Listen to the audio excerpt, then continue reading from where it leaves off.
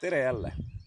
On aeg teha teatavaks eelmise vaatajamängu õige vastus, milleks on loomulikult Juhan Liiv.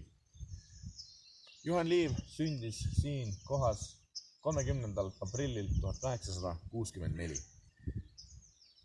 Juhan sündis maja kõrval olevas väikeses saunas ning ta ei olnud oma isa poolt oodatud, kuna isa ootas väga, et saab lõpuks tütre, aga sündis jälle poeg.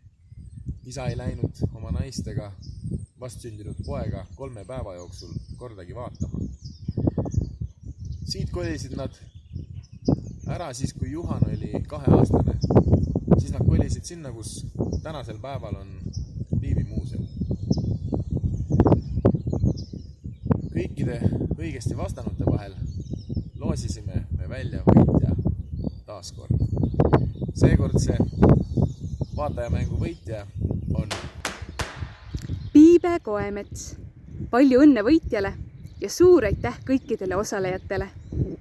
Ja nüüd meie järgmise vaatajamängu küsimuse juurde, mis on ühtlasi viimane enne väikest suvepuhkust.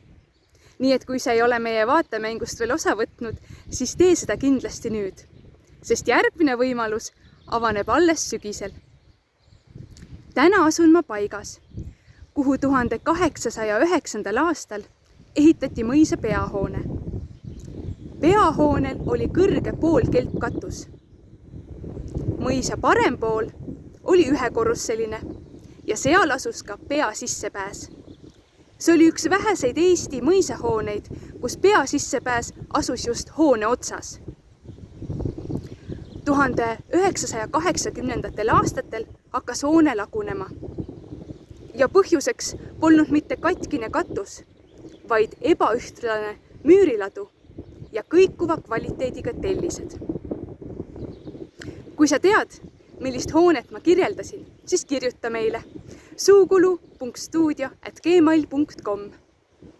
Õigesti vastanute vahel loosime välja toreda auhinna. Vahvat nuputamist!